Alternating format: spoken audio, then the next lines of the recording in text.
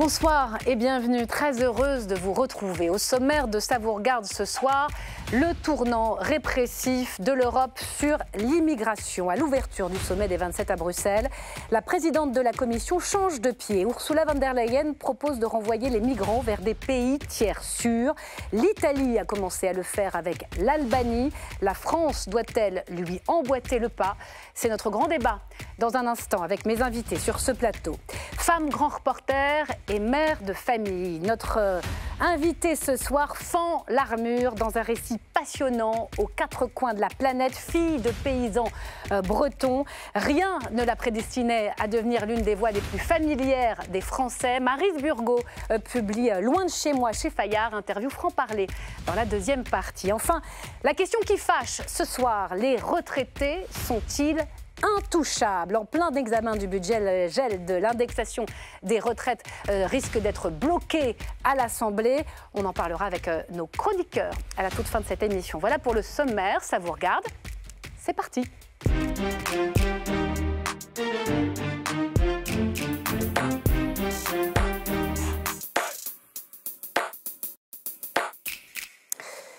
Quatre mois seulement après l'adoption du pacte asile et immigration et au moment où plusieurs pays reprennent le contrôle de leurs frontières, assiste-t-on à un tournant répressif en Europe. L'immigration s'est imposée donc au menu du Conseil européen aujourd'hui à Bruxelles sous la pression de plusieurs pays et particulièrement d'un, l'Italie de Giorgia Meloni, qui a enclenché la délocalisation de migrants vers un centre en Albanie cette semaine. Et la France ne s'interdit pas de faire la même chose. Alors, faut-il sous-traiter les demandes d'asile en dehors des frontières de l'Union? Bonsoir Nathalie Loiseau. Bonsoir. Et merci d'être là. Vous êtes eurodéputée, membre du parti d'Édouard Philippe, le parti Horizon, et ancienne ministre de l'Europe. Vous débattez ce soir avec celui qui arrive tout juste en direct, Alexandre Nicolic. Bonsoir. Bonsoir. Eurodéputé également, Rassemblement National. Bonsoir Pascal Brice. Bonsoir. Bienvenue, président de la Fédération des acteurs de la solidarité et ancien directeur de l'OFPRA. Enfin, bonsoir Nicolas Pouvreau-Monti. Bienvenue à vous, directeur général de l'Observatoire de l'immigration et de la démographie. Avant de vous entendre tous les quatre, on a besoin d'un rappel des faits. Le Conseil européen, que s'y est-il dit dans le sillage de Giorgia Meloni? C'est dans le récap de Marco Pommier, pardonnez-moi, qu'on accueille tout de suite.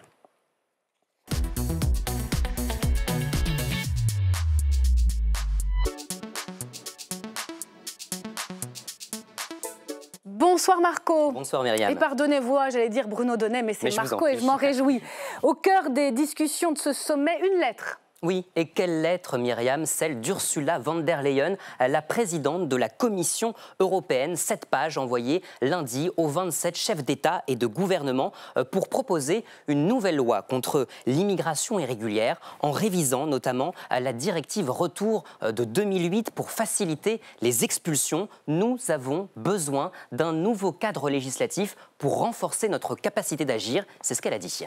Alors, cette semaine, c'est l'Italie est-ce que c'est la bonne relance? C'est pas la bonne relance. C'est pas, décidément, ça commence bien. Je reprends mes notes. Alors, expliquez-nous exactement. 5 mois seulement avant l'adoption du pacte. Oui, pourquoi cette nouvelle loi? Parce que ce pacte européen s'émiette en fait pour la Hongrie, pour la Pologne, pour les Pays-Bas. Ils ne veulent pas l'appliquer. C'est trop laxiste selon eux. Il faut bien avoir en tête, Myriam, le contexte politique, avec une poussée de l'extrême droite partout en Europe, quand elle n'est pas déjà au pouvoir.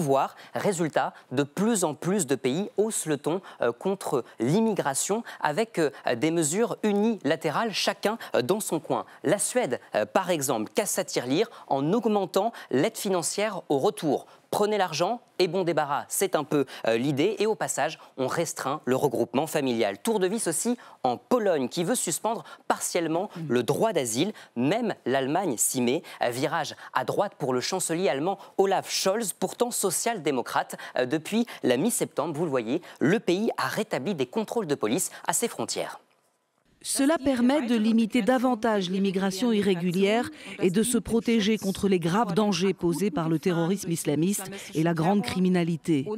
Nous faisons tout ce qui est en notre pouvoir pour mieux protéger les citoyens de notre pays contre ce fléau. Cela inclut les mesures de grande envergure que je prends aujourd'hui.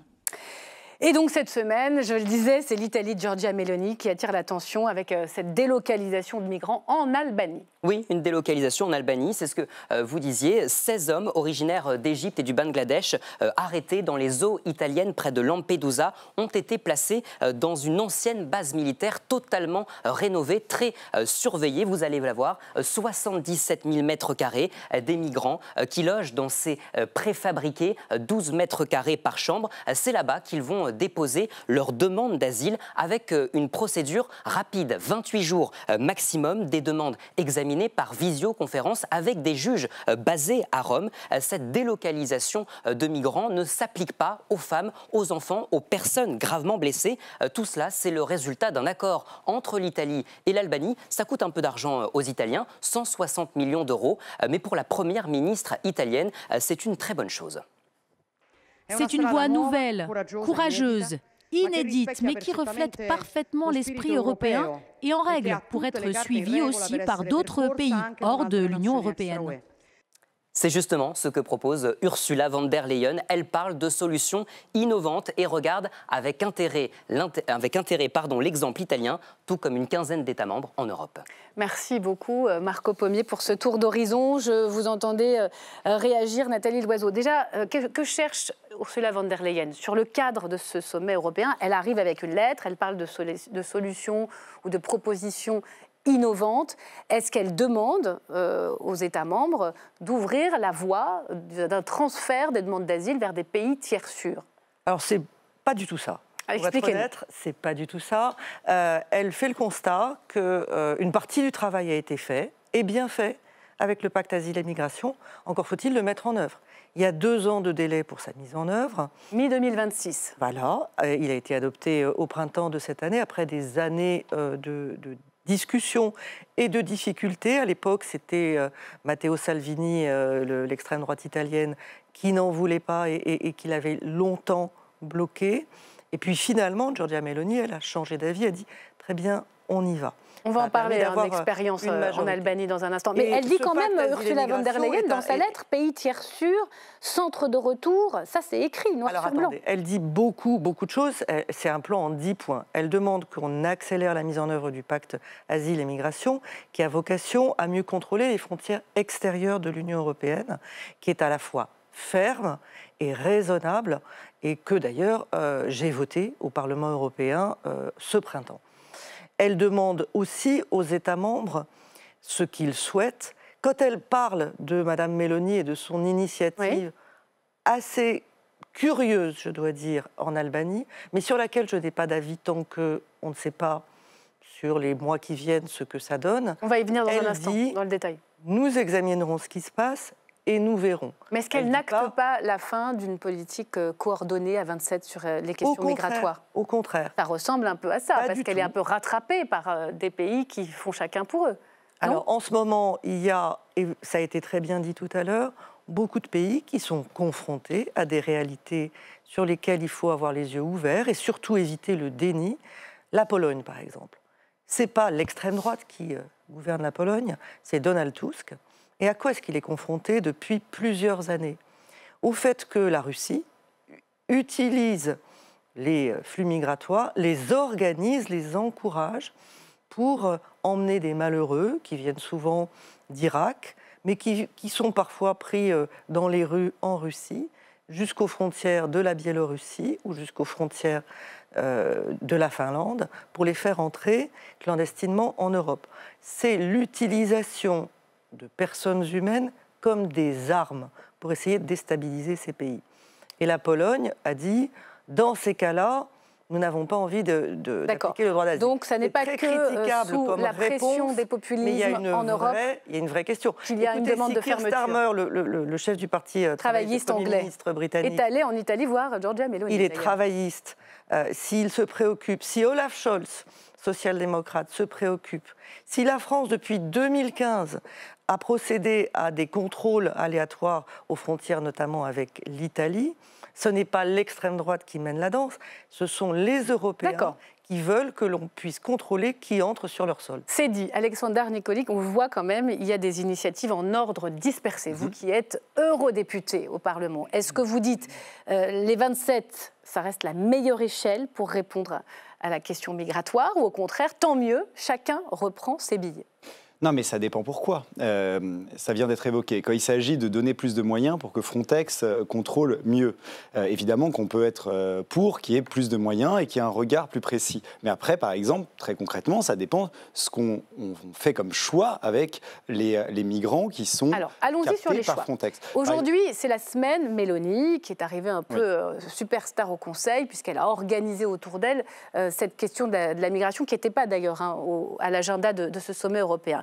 C'est la solution, à vos yeux, d'externaliser les demandeurs d'asile dans des pays tiers sûrs comme l'Albanie?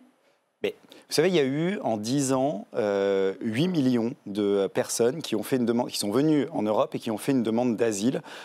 Et la très grande majorité ont vu leur demande d'asile refusée. Et la très grande majorité de ceux qui ont vu leur demande d'asile refusée sont restés ensuite sur le territoire européen. Donc c'est un problème de gérer les demandes d'asile de cette sorte. On peut être débouté du droit d'asile au sein des 27 et recommencer une demande à zéro dans un autre pays. C'est le système de Dublin. Mais même si on parle que de la France, vous avez, je crois que monsieur, vous avez en plus fait un travail très sérieux sur cette question-là.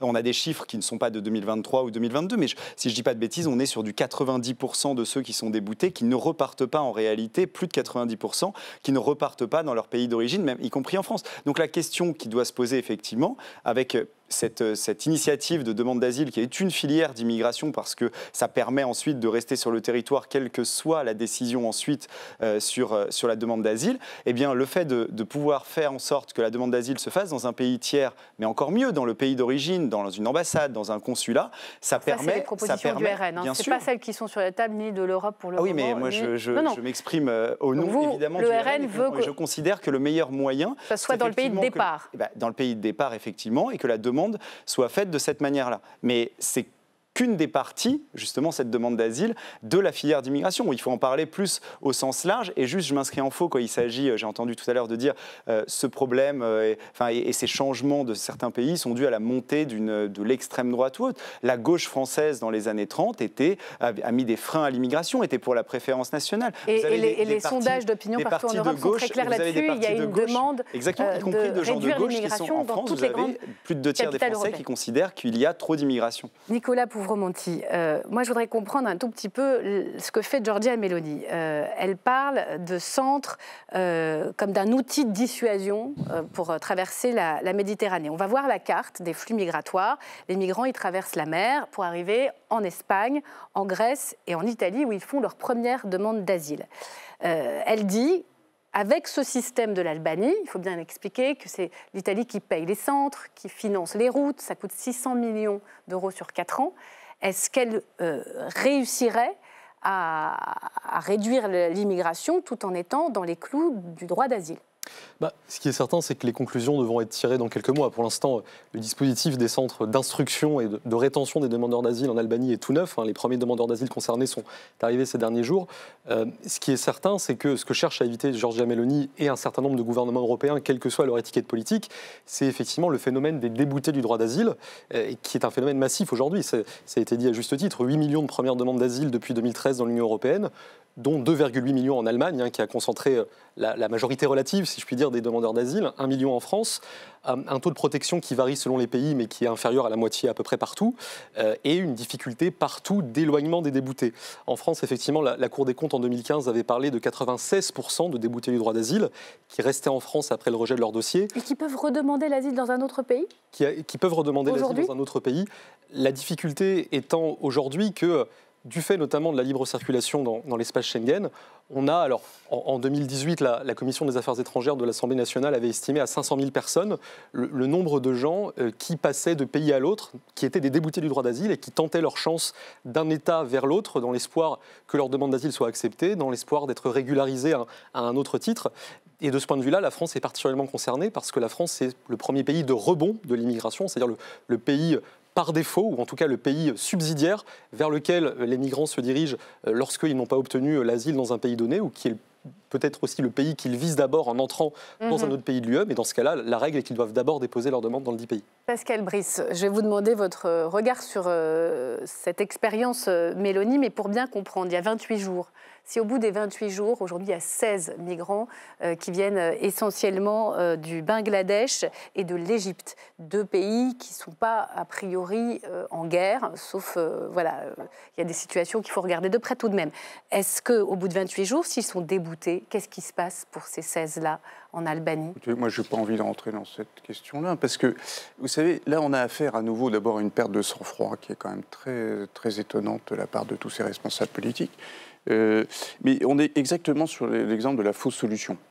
D'abord parce que vous avez très peu de pays qui, comme l'Albanie, sont candidats à faire ce genre de choses. Ou alors pour de très mauvaises raisons. Pourquoi ?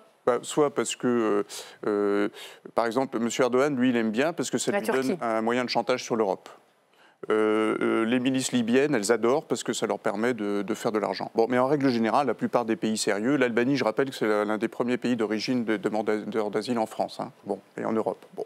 Donc, si vous voulez... Attendez, ça veut dire qu'il y a oui, la jeunesse en chiffres, albanaise, le plus la jeunesse de pays qui demandent l'asile. Bon, donc, si vous voulez, c'est l'Albanie, d'accord. Par ailleurs, qui est candidat à l'entrée dans l'Union européenne aussi. En ce qui concerne la France, ce type de dispositif est contraire à la Constitution française. Le Conseil d'État l'a rappelé il y a quelques années.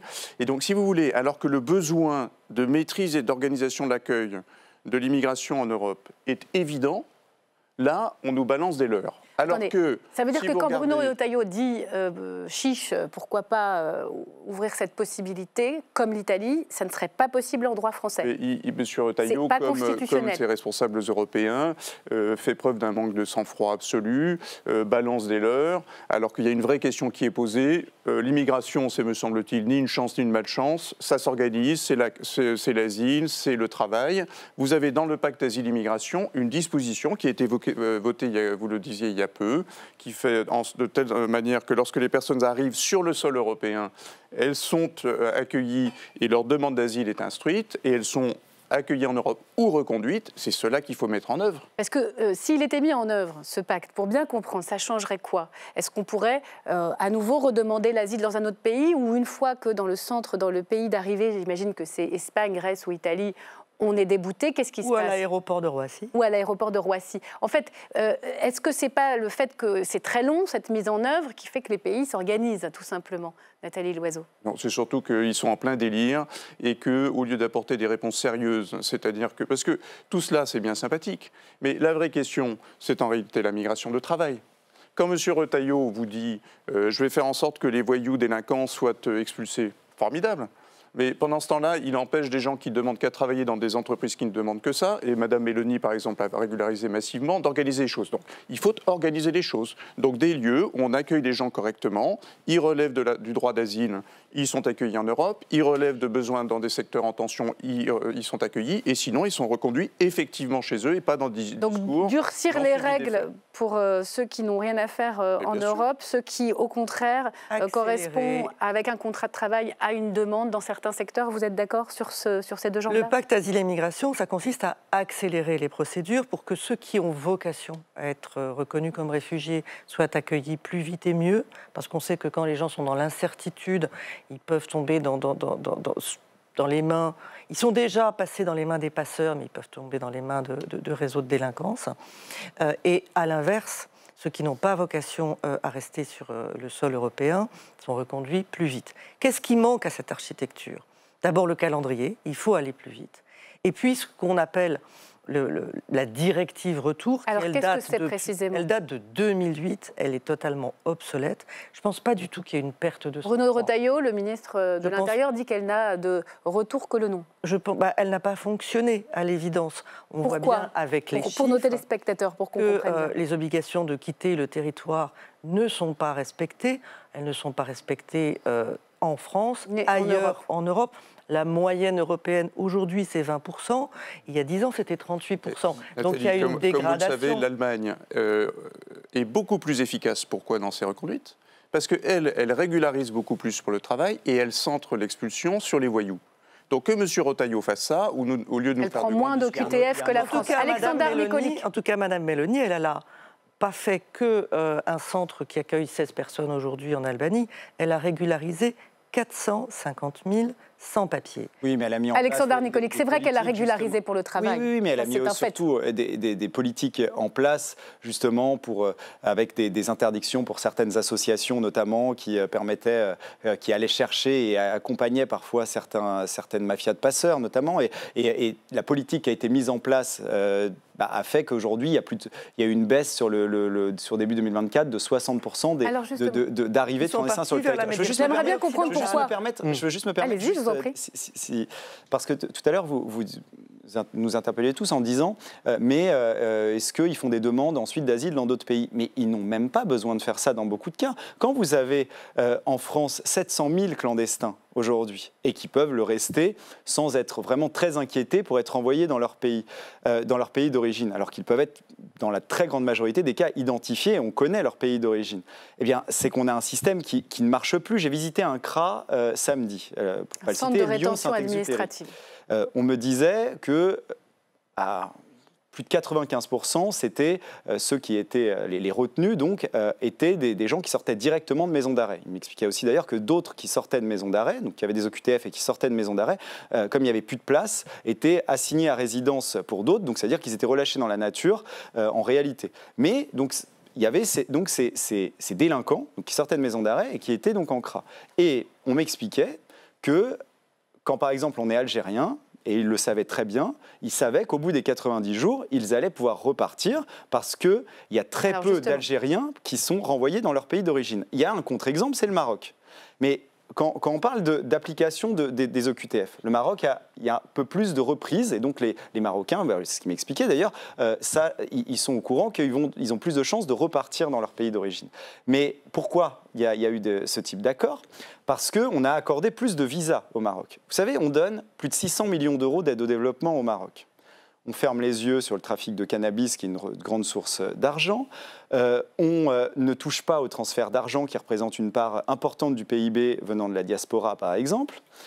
On ne met pas de limite, justement, on pourrait inverser le rapport de force en disant mais vous reprenez vos ressortissants ou alors on diminue les visas. Et ce que je veux dire, c'est une politique qui a été menée, c'est que ce rapport de force il est toujours inversé. Quel que soit le pour essayer d'obtenir un petit plus sur les OQTF, pour que l'exécution des OQTF, on donne plus de droits. Là, vous arrivez sur la question cœur du problème parce qu'il faut qu'on change notre rapport avec les pays d'origine, sinon ils ne reprendront pas, évidemment, les OQTF, c'est ce qu'on vit actuellement. On va poursuivre ce débat, on va regarder un sujet sur ce que veut faire Bruno Retailleau. J'aurais juste une petite question avant de vous montrer ce sujet, Nicolas Pouvremonti. Le nombre d'arrivées en Italie a baissé de 60%. Et également, le nombre de passages clandestins en Europe a baissé de 42%. Comment ça s'explique? De ce point de vue-là, il y a eu des moyens matériels, humains, accordés notamment à Frontex dans la défense des frontières extérieures qui ont été en très forte augmentation ces dernières années. Après, cette baisse globale qui est attestée cache des réalités très différenciées selon les routes migratoires en question. Effectivement, par la route de Méditerranée centrale, celle qui arrive de Tunisie et de Libye et qui débouche vers l'Italie, on a eu une baisse des 2/3 sur les 8 premiers mois de l'année. Ils sont passés et à l'inverse, par exemple, par l'Espagne. C'est ça, si on prend par exemple la route de l'Afrique de l'Ouest vers les Canaries, on est à plus 126%. Et ça renvoie aussi aux signaux différenciés qui ont été envoyés par les gouvernements de ces deux pays. Le gouvernement italien a envoyé un ensemble de signaux par exemple, le décret Piantedosi qui a renforcé les peines pour les passeurs, par le fait d'avoir poussé à des accords avec la Libye et la Tunisie qui ont été des signaux on peut dire de fermeté ou de fermeture selon le point de vue qu'on prend. Et à l'inverse, le gouvernement espagnol n'a pas envoyé ces signaux, ce qui indique que les migrants, y compris dans la situation de très grande détresse qui peut être la leur, et plus encore les organisations criminelles qui les accompagnent, ont un comportement rationnel, c'est-à-dire qu'ils réagissent aux signaux et aux contre-signaux. Ils regardent les législations. Justement, on en parle maintenant dans le détail de ces fameux accords. De quoi parle-t-on? Bruno Retailleau explique qu'il faut conclure des accords avec les pays de transit. Est-ce que c'est la solution? Il pousse, en tous les cas, pour que à la fois l'Union européenne, mais aussi la France, concluent ce type d'accord. Explication Baptiste Garqui-Chartier.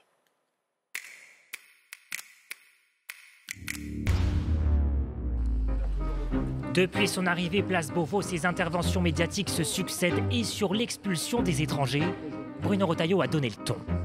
À chaque fois qu'on voit qu'il y a un trou dans la raquette, notre travail, à nous, gouvernement, de proposer, législateurs, pour pouvoir voter, c'est précisément de changer les règles. Dans la ligne de mire du ministre, faciliter le renvoi d'étrangers illégaux sans titre de séjour ou débouter du droit d'asile en nouant des accords avec des pays tiers. Par exemple, un Afghan décide de fuir son pays pour se rendre en France. Sur sa route, il passe par des pays voisins, 10 pays de transit, comme le Kazakhstan ou l'Ouzbékistan. Une fois en France, il n'a pas de papier et la justice lui ordonne de quitter le territoire.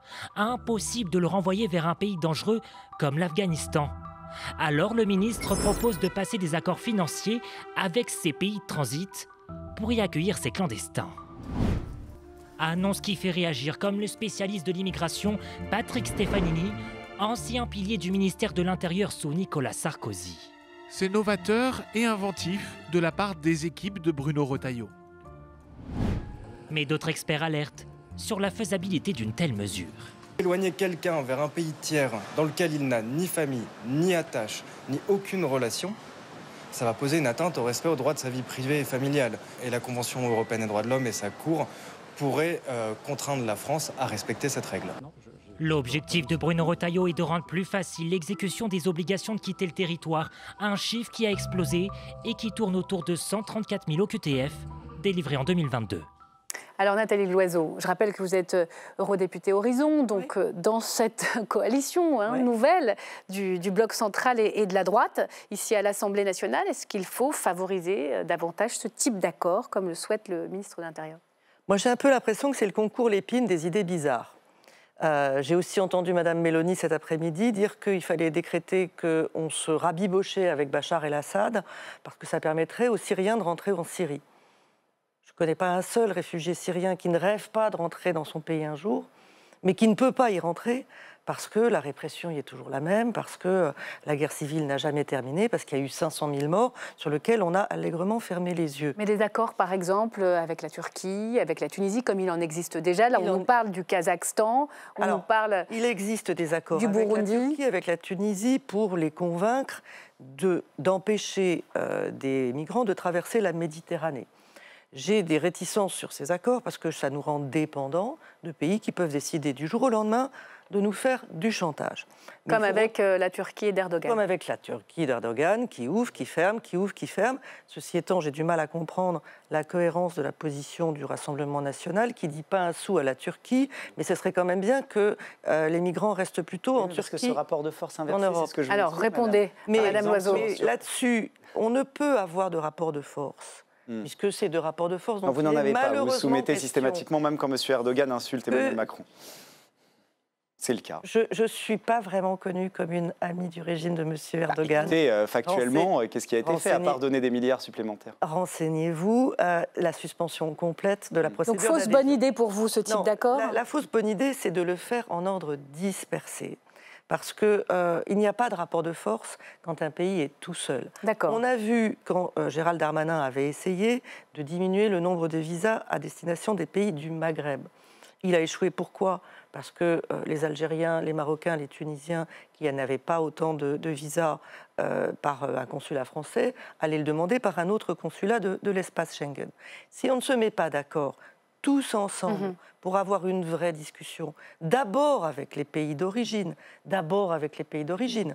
eh bien on n'y arrivera pas. Les dérives un peu nationalistes qui consistent à vendre une solution qui n'existe pas à des opinions publiques qui seront forcément déçues, ça ne marche pas. Alors, Alexandre Nicolic, vous répondez, puis on va faire tourner la parole sur ces accords dans les pays de transit. C'est ce que j'ai dit tout à l'heure. Si on est 27 à les conclure, c'est une bonne chose pour vous ou pas? Les pays d'origine. Mais vous parliez de Schengen et vous disiez ça n'a pas marché. Mais justement, changeons Schengen. Schengen est inadapté aujourd'hui, a été mis en place à une époque où il n'y avait pas autant de vagues migratoires. Aujourd'hui, ce n'est pas possible de se dire qu'un ressortissant étranger peut circuler librement dans l'espace Schengen, alors que ça devrait surtout permettre aux Européens de circuler dans l'espace Schengen. On a Schengen aujourd'hui qui est inadapté à la situation. On ferme toutes les frontières internes de l'Union européenne, mais vous m'avez pas entendu, on met des barbelés partout. Et on ne laisse passer que les Européens. Parce que vous dites les étrangers, je suppose qu'il s'agit des étrangers en situation irrégulière. Vous avez dit les étrangers. Je parle suppose que ceux qui sont en situation régulière. Non, je dis qu'il faut arrêter avec la libre circulation des ressortissants hors Schengen. On le devinait, mais maintenant on l'entend. Comment ? Je dis le problème, ce sont les étrangers. Les étrangers en situation régulière n'ont pas vocation à repartir pour le... Depuis tout à l'heure, on parlait des OQTF. Là, on parle le principe évident. Algérienne, elle ne pourra pas se rendre dans un autre pays Schengen. Vous nous dites qu'un étranger n'a pas le droit de... C'est un problème qu'un étranger circule librement en Europe. Peut-être avez voulu vous dire qu'un étranger en situation irrégulière. Très précis dans ce que j'ai dit. Vous avez dit un étranger. Oui, je répète ce que je viens de dire. Voilà, mais donc, mais j'assume totalement. Je considère que Schengen, et on considère que Schengen a été fait pour la libre circulation des Européens. Ça fait partie du programme de Marine Le Pen. C'est dans son programme de considérer que Schengen doit être réservé aux ressortissants de l'Union européenne. Ce n'est pas un problème, c'est une vraie question de fond, me semble-t-il. C'est-à-dire que c'est vrai que quand on entend M. Retailleau et quelques autres en France et en Europe, en réalité, pour moi, de deux choses l'une, très simplement. Soit on considère que par principe la présence de certains étrangers, en réalité en raison de la couleur de leur peau, de leur religion, est un problème. Non mais vous plaisantez ou pas? Soit on considère... Attendez, non mais je ne vous permets pas de dire ça. Quel est le rapport avec la couleur de peau? Mais monsieur, on est aujourd'hui... L'étranger est un problème. Comment? Vous croyez que ça trompe qui? Qui ramène l'identité génétique et le racialisme aujourd'hui? C'est la gauche, monsieur. Monsieur, je vais vous dire quand Libération dit le Tour de... Pourquoi y a-t-il autant de blancs autour de France? Soit on considère qu'un étranger n'est pas un problème par principe. J'ai toujours combattu le racisme et le racialisme et je ne vous permettrai pas de dire ça. On a essayé de faire un débat assez précis sur l'actualité du jour et notamment sur ces accords. Je vais vous donner le mot de la fin. Vous avez fait un lapsus formidable. Vous avez dit que les étrangers, c'est un problème qui circule dans Schengen. Monsieur Nikolic l'assume puisqu'il considère qu'il faut restreindre la liberté de circulation de Schengen. C'est dingue. Soit on considère que c'est un problème par principe qu'un étranger soit présent sur le territoire français, et c'est le fond de la pensée de beaucoup de gens, y compris de M. Retailleau. Soit on considère que c'est ni une chance ni une malchance, que si c'est un voyou, il doit être expulsé. Mais Pascal Brice, vous ne serez pas d'accord, vous ne serez jamais d'accord sur ce sujet de l'immigration. Vous avez parlé de vos voies légales. Je voudrais vous donner le mot de la fin, s'il vous plaît. Ce débat s'achève, messieurs, madame. Nikolic est venu en voiture depuis Bruxelles. C'est complètement inapplicable. Nicolas Pouvremonté, s'il vous plaît. Travailler tranquillement. On a invité des experts ce soir qui ont moins pu s'exprimer que vous. S'ils peuvent travailler, ils ne sont plus clandestins, monsieur. Mais justement, c'est un problème de laisser... C'est pour ça qu'il faut un droit de plusieurs années. Et les gouvernements fabriquent des clandestins en les empêchant de travailler. Que les voyous soient expulsés, que celles et ceux... Demandez aux entreprises... Vous avez tellement de mépris en réalité. Je vous propose, messieurs, vous allez pouvoir continuer si vous le souhaitez ce débat. Je voudrais terminer. S'il vous plaît. Qui remplissent des trous et des emplois. Allez, soyez... Derrière des chiffres, il y a des... Soyez gentleman, c'est moi qui arbitre ce débat. Monsieur Nikolic, stop. Une culture et qui change les références de valeur sur le continent Nicolas Pouvremonté, on achève ce débat sur une note d'apaisement. Ces accords, pour bien comprendre, ce sont des accords qui respectent le droit d'asile, où au fond on demande à ces pays, en échange de moyens financiers, de garder les migrants, quel que soit leur statut de réfugié ou pas. Ça s'apparente plutôt à la deuxième option. On sait que dans un certain nombre de pays de départ, je pense notamment à la Tunisie, la gestion locale des flux migratoires vers l'Europe est une gestion qu'on peut qualifier pour le moins de brutale, qui ne satisferait pas en Europe aux conditions du droit de l'Union ou du droit de la CEDH. Convention européenne des droits de l'homme. Absolument, mais c'est à ce stade l'un des meilleurs moyens que l'Union européenne ait trouvé pour empêcher les traversées irrégulières, elles-mêmes très périlleuses. Peut-être 2 points très rapides. Sur la question des visas, effectivement, aujourd'hui, le droit de Schengen, le code frontière Schengen, permet de suspendre au niveau européen la délivrance de visas à des pays qui ne coopèrent pas dans la réadmission de leurs ressortissants. Donc on pourrait peut-être déjà utiliser cette clause bien plus qu'on ne le fait aujourd'hui. Et enfin, deuxième constat, il était évoqué tout à l'heure la nécessité ou l'opportunité d'ouvrir des voies légales d'accès à l'immigration. Il est quand même notable que déjà l'an dernier, l'Union européenne a accordé, les États membres plutôt de l'Union européenne, ont accordé un nombre record de titres de séjour. 3,7 millions dans l'ensemble de la zone. Pour le travail. C'est ça, pour le travail, la famille. Alors, la famille pour les études. Et les étudiants. Allez, on s'arrête là. Je vous remercie. On ne vous mettra pas d'accord sur un sujet qui est aussi, suscite autant de clivages et sensible. Merci beaucoup d'être venu sur le plateau d'LCP. Et bonsoir Maryse Burgot.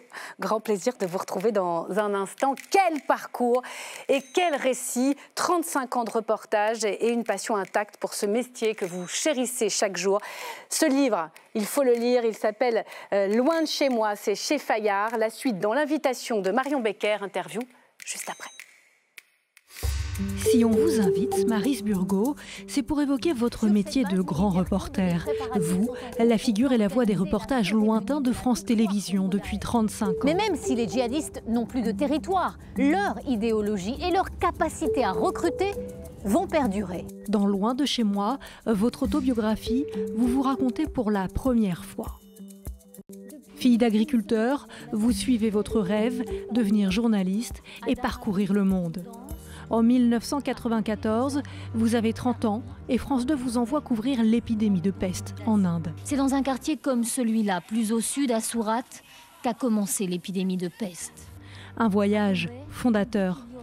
Je prends conscience, à cet instant précis, que si le métier de grand reporter ressemble vraiment à cela, je vais vivre des moments ahurissants, insensés, hors normes. Ce voyage est un déclic, il instille dans mes veines le virus du grand reportage. Et ce n'est pas l'épidémie de peste qui va calmer les esprits. Il ne vous quittera plus, et pourtant, votre carrière a bien failli se briser en l'an 2000. Vous êtes prise en otage sur l'île de Jolo. 3 journalistes de France 2 venus interviewer les otages sont capturés à leur tour. Cet épisode, vous n'aviez jamais voulu le raconter jusqu'à aujourd'hui. Vous vous êtes alors senti humilié. Ce livre, c'est aussi le récit de vos reportages les plus marquants sur les zones de guerre en Ukraine. Ils envoient par exemple des centaines de drones qui larguent des dizaines et des dizaines de nouveaux engins. En Irak et en Syrie. Vous portez la voix des drames de ces hommes et de ces femmes. Vous racontez aussi comment, au milieu de l'horreur, entre tous ces voyages, vos enfants, vos 2 garçons, sont l'autre pilier de votre vie. Ils sont votre priorité. Maryse Burgot, vous, qui avez concilié une vie professionnelle trépidante avec vos aspirations familiales. Et bienvenue sur ce plateau, Maryse Burgot. On est ravis de vous accueillir. On va parler longuement de Loin de chez moi, chez Fayard, dans un instant. Mais vous qui couvrez le conflit au Proche-Orient, je voudrais d'abord avoir votre réaction quand vous avez appris la mort de Yahya Sinwar, le chef politique du Hamas, confirmé par le gouvernement israélien. C'était en fin de journée. C'est le commanditaire, c'est l'architecte même du 7 octobre. Est-ce que c'est un tournant, selon vous? Oui, c'est pour Benyamin Netanyahou, qui attend ça depuis 1 an, une vengeance enfin assouvie. Et donc oui, c'est un tournant parce qu'il va pouvoir maintenant passer à autre chose et peut-être cesser les bombardements intensifs sur Gaza. Et moi, je viens d'y passer 5 semaines et le traumatisme des attaques du 7 octobre, il est là comme il y a exactement 1 an. Et pour que ce traumatisme passe un peu, entre guillemets, il fallait la mort de Yahya Sinwar. Est-ce que ça veut dire aussi que peut-être sans négociateur, sans interlocuteur, il y a une voie possible de libération des otages ou il faut redouter le pire? Difficile à dire. Très difficile à dire. Le sort des otages, très très compliqué. Les choses se jouent aussi politiquement à Doha, au Qatar. Il y a encore quand même des interlocuteurs puisqu'il y a des va-et-vient, des négociations, etc. C'est sûr que la mort de Yahya Sinwar rend les choses plus compliquées. Peut-être qu'elles vont un peu aussi les accélérer d'une certaine manière. Ah, on verra ça. On va suivre évidemment ça, vous et moi. Grand reporter et fille de paysan. Vous teniez à ce sous-titre, ce mot de paysan. Est-ce que vous l'aimez? Il n'a pas toujours eu bonne presse. Ouais, mais moi je préfère paysan à agriculteur. C'est beau paysan. Et puis c'est ce que sont mes parents, des hommes de la terre, des hommes, une femme de la terre qui sont aujourd'hui à la retraite. Mais c'est très beau le mot paysan, moi je le trouve beau. Certains me disent c'est péjoratif, je ne suis pas d'accord. Moi non plus. Alors on va aller voir vos parents, agriculteurs, paysans à la retraite. Mais qu'est-ce qu'ils sont fiers! Ils tiennent dans leurs mains votre livre, tout juste imprimé, sourire aux lèvres. Que leur devez-vous? Mais tout, je leur dois tout parce que je leur dois une grande force de travail. J'ai beaucoup de défauts, mais moi je suis une grande bosseuse. Et je leur dois aussi des valeurs que je crois avoir en moi et qui sont les leurs. C'est un milieu, le milieu agricole qui est extrêmement dur, où mes parents n'ont quasiment jamais pris de vacances, ont gagné assez mal leur vie, ont des retraites qui sont quand même assez minimales, ne se plaignent jamais. Comme vous d'ailleurs dans ce livre. Et d'ailleurs, on apprend que vous aviez tenu à suivre la révolte des agriculteurs, alors que vous couvrez les terrains de conflit dans le monde entier.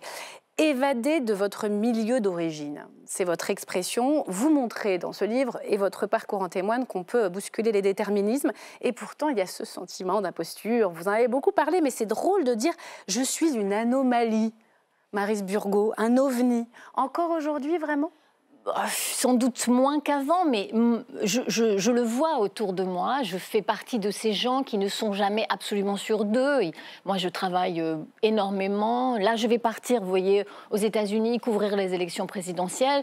Je vais être dans le QG de Trump. Je vais tout relire sur Trump. Je connais pourtant Trump très bien maintenant, parce que j'ai déjà fait les dernières élections, mais j'ai ce besoin. J'ai une forme, je dis perfectionniste. Je suis perfectionniste et j'ai une forme de sentiment d'imposture liée à la manière dont j'ai grandi, qui n'était pas dans les livres, pas dans un milieu intellectuel.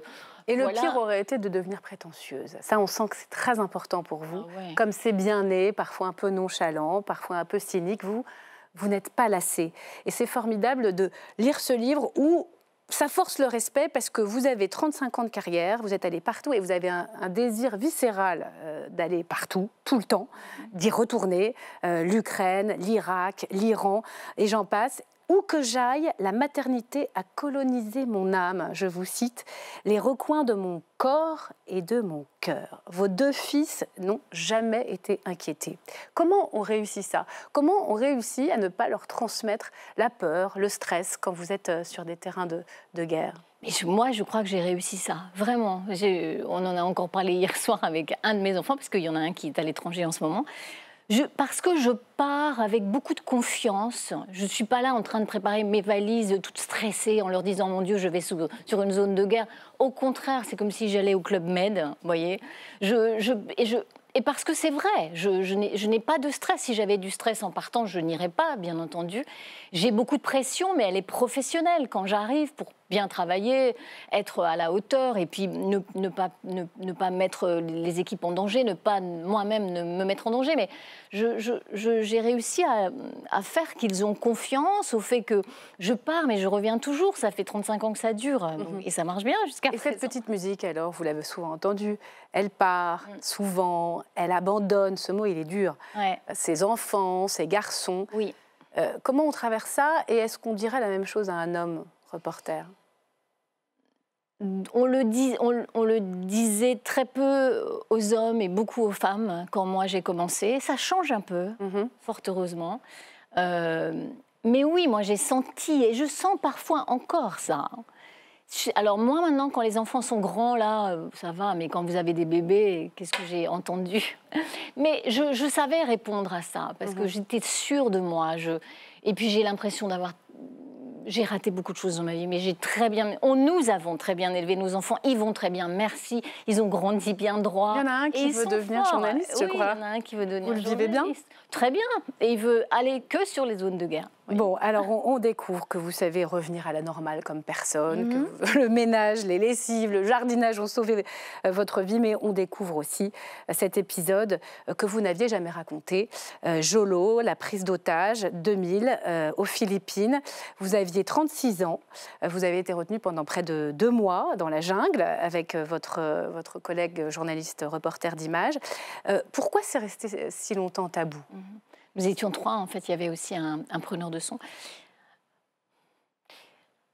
Parce que je l'ai très mal vécu, je ne peux pas vous dire les choses autrement, que c'est une humiliation d'être privé de sa liberté alors qu'on n'a pas commis de crime, et que nous étions au pied d'un arbre comme des pauvres choses, que vous n'êtes pas un brave, vous êtes...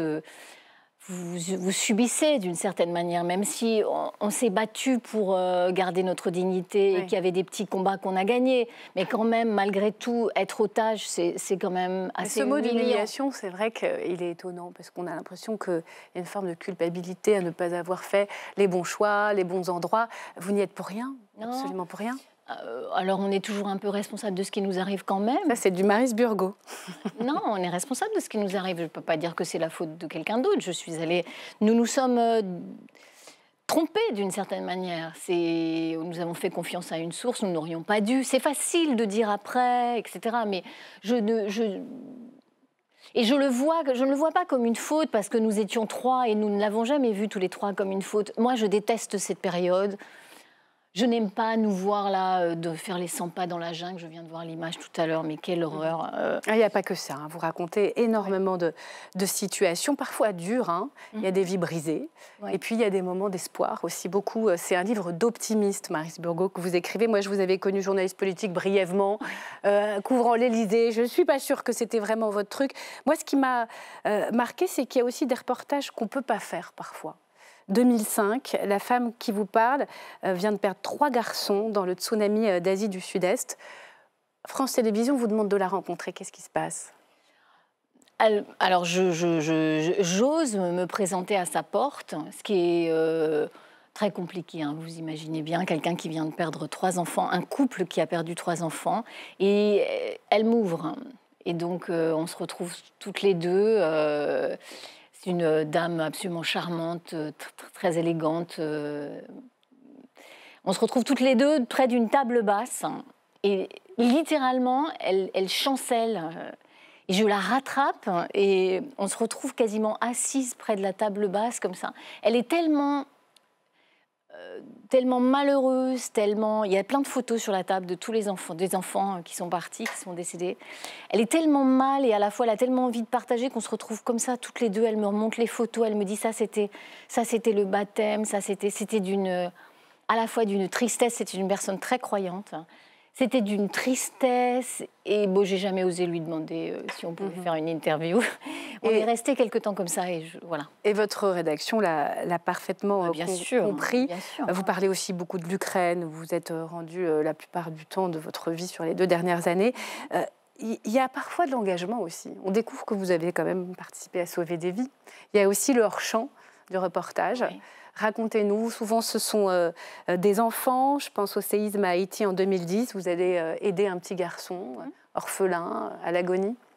Oui, alors ça c'est un petit peu tout le monde, on était une équipe et j'ai vu cet enfant et j'ai soulevé la couverture et il faisait une chaleur de bête. Nous-mêmes, on était physiquement pas bien du tout et j'ai vu qu'il était blessé, j'ai vu qu'il était déshydraté, ça se voyait, quoi. Et donc, j'ai essayé d'alerter la responsable de l'orphelinat. Tous les enfants étaient dehors, tout était détruit. Et elle-même était complètement perdue parce qu'elle avait perdu plein d'enfants qui étaient morts et sous les débris et elle en avait des petits. Elle avait plein de petits qui étaient blessés. Et je ne sais pas pourquoi, nous, on s'est dit, mais ce petit-là, peut-être que lui, on peut faire quelque chose. Et donc, il se trouve une chance extraordinaire. Il y a un médecin qui arrive et elle n'était pas là pour ça. J'ai réussi à la convaincre. Je lui ai dit, mais regardez cet enfant. Et donc, on a participé. C'est elle qui l'a sauvé, parce que moi, je ne suis pas médecin, mais on a pris notre voiture, on l'a emmené à l'hôpital. Et puis voilà, il est vivant aujourd'hui. En tout cas, c'est passionnant de vous lire. Ça s'adresse à qui? Qui aimeriez-vous donner, à qui donner ce livre? Vous vous adressez à la jeunesse, principalement? Oui, j'aimerais bien convaincre ces jeunes qui pensent qu'ils n'ont pas toutes les chances ou qu'ils sont assignés à résidence dans un endroit, que ce soit dans une banlieue ou dans une petite ville rurale, très loin de tout. C'est possible, en fait, puisque je l'ai fait.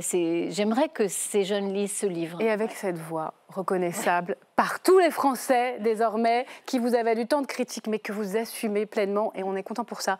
Merci beaucoup. Et merci de m'avoir Merci Maryse Burgot. Loin de chez moi, c'est à lire aux éditions Fayard, grand reporter et fille de paysan. Allez, tout de suite, pour terminer, la question qui fâche avec nos chroniqueurs.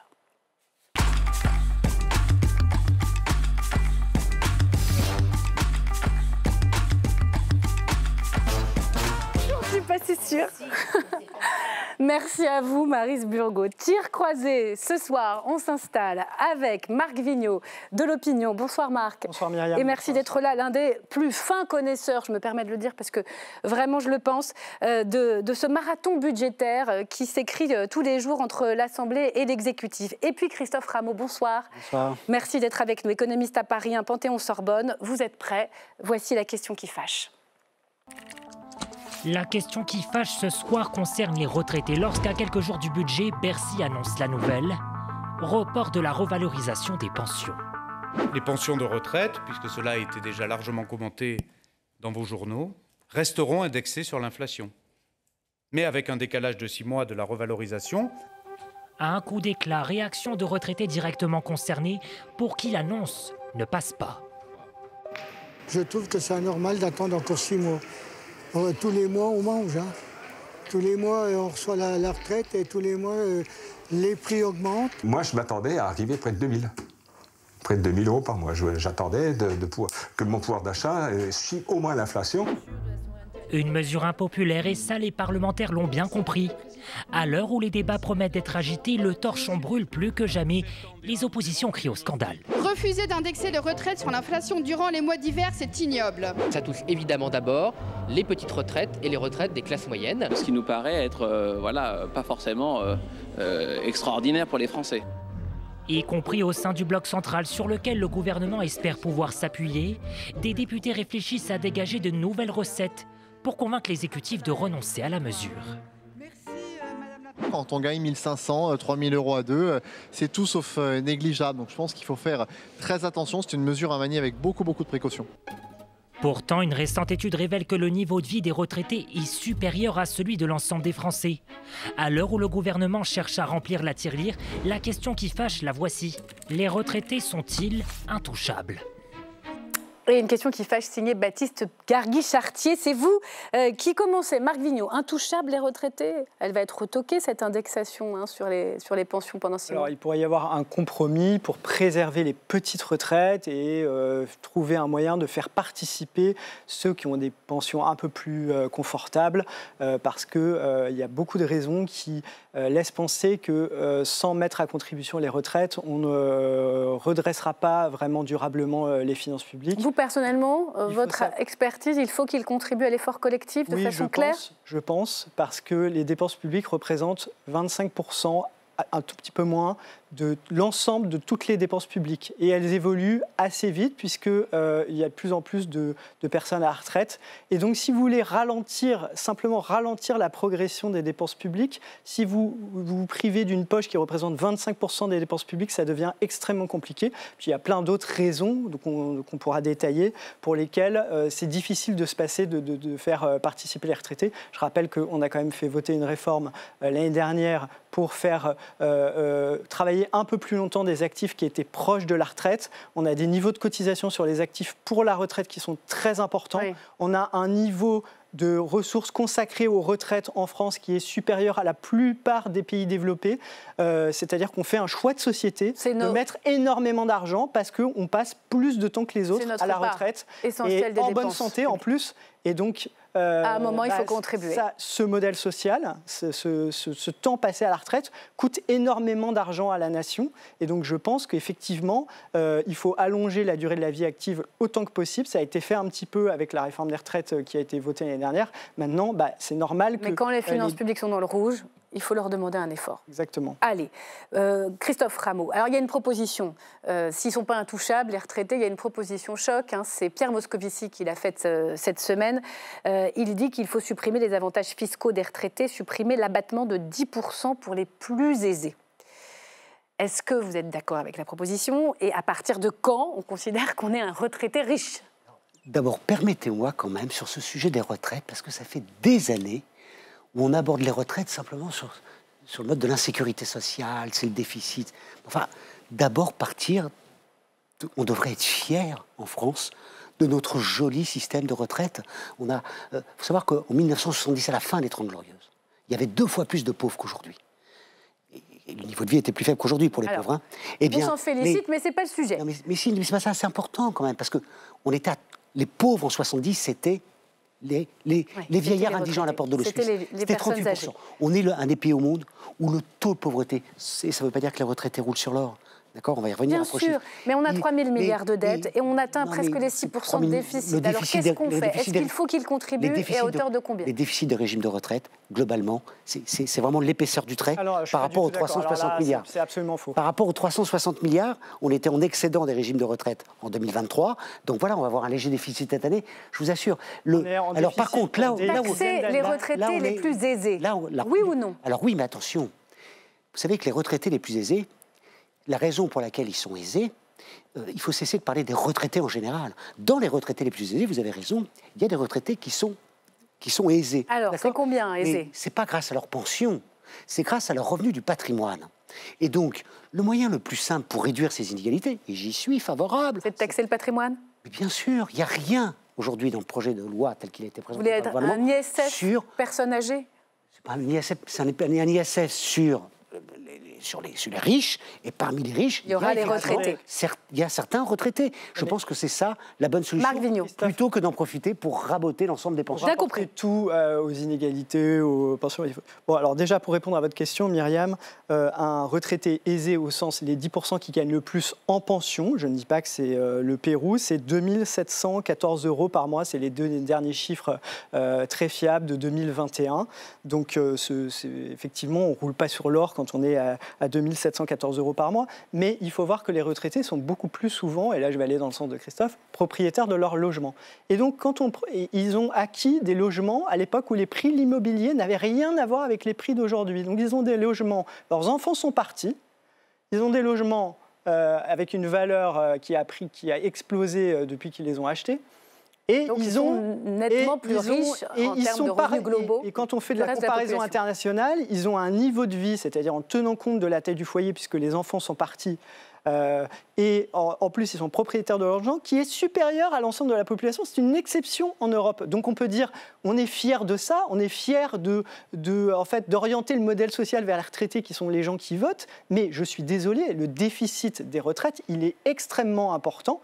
Et il est masqué par quelque chose qui est le fait que l'État envoie des dizaines et des dizaines de milliards pour subventionner le système de retraite. Pour payer ses fonctionnaires retraités. Mais pas que, et on peut rentrer dans cette discussion si on veut. Pour avancer. Donc, si vous voulez, le déficit des retraites, même déjà l'officiel, il est déjà important en proportion du déficit total. Et en plus, si vous considérez le fait que l'État subventionne à mort son propre régime de retraite, si tout était versé dans un régime universel, s'il n'y avait pas de distinction entre les fonctionnaires et le reste de la population, les salariés du privé, tout le monde serait solidaire de tout le monde. Il faudrait bien équilibrer à un moment les cotisations et les pensions. Mais là, pour l'instant, ce n'est pas le régime qu'on a. Et donc, évidemment qu'il y a un déficit sur la répartition. Parce que le rapport démographique des fonctionnaires est mauvais, c'est-à-dire il y a beaucoup de retraités pour de moins en moins d'actifs parce que l'État, effectivement, se gère un peu mieux. Et donc, l'État verse une subvention, mais si tout ça était mutualisé dans un régime unique de retraite, on s'apercevrait que les cotisations ne couvrent pas les pensions. Vous savez, en France, quel est le chiffre? Les cotisations couvrent combien de pourcentage des pensions chaque année? Quel pourcentage permettent de régler les cotisations? C'est 66%. Pour le reste, c'est des impôts qu'on injecte vers le système. Vous n'êtes pas d'accord? Grande démonstration. Vous avez vu qu'il y a d'autres idées sur les retraités les plus aisés, notamment la CSG. Ça, vous pourriez être d'accord? Aligner le taux de CSG des retraités sur celui des actifs, après tout, c'est justice. Mais d'abord, il faut savoir que le niveau de vie des retraités, il est supérieur à celui du reste de la population quand on prend en compte le fait que dans le reste de la population, il y a des enfants et que le taux de pauvreté chez les enfants est très important. Et donc, si vous voyez ce que je veux dire, l'enjeu pour moi, je pense qu'il faut dégager des ressources pour améliorer le sort des familles monoparentales, notamment où là, on a beaucoup de taux de pauvreté. Mais contrairement à ce qu'on entend parfois, le niveau de vie des retraités n'est pas supérieur à celui des actifs. Oui, c'est pas vrai, c'est à peu près le même niveau. Quand on prend en compte, il est en dessous. C'est normal, quand vous partez à la retraite, tout le monde le sait. Hein. Oui. Vous avez des pensions qui sont pas exactement... En moyenne, 62% de votre... Voilà, ça s'appelle le taux de remplacement. Vous ne touchez pas exactement le salaire de fin de carrière. Par contre, il y a les loyers. Rapidement, s'il vous plaît. Les loyers imputés, le fait qu'on est propriétaire de son logement, ce que vous avez évoqué. Mais moi, ce que je maintiens, c'est qu'il y a des inégalités. Et les inégalités, mais vraiment, là, bien sûr, c'est sur le patrimoine qu'il faut s'attaquer. Vous l'avez dit, Christophe Rameau. Comme l'a dit Myriam très bien, il y a des avantages sur le taux de CSG qui n'ont aucune justification. Pourquoi les retraités payent un taux de CSG qui est moins important que celui que les actifs? On peut se poser la question, mais c'est une déduction de 10% des frais professionnels, alors qu'il n'y a pas de frais professionnels à la retraite. La réduction des frais professionnels, c'était... Ça sera pour une prochaine question qui fâche. En tout cas, vous n'étiez pas d'accord. On a vu deux points de vue et c'est bien l'objet de cette chronique. Je vous remercie. Le débat, il va être tranché sur les retraites en début de semaine prochaine dans le cadre de la discussion des amendements en commission des finances. Merci beaucoup d'être venu débattre. On se retrouve très vite pour une nouvelle question écho. À très bientôt sur LCP et à demain, même lieu, même heure. Très belle soirée.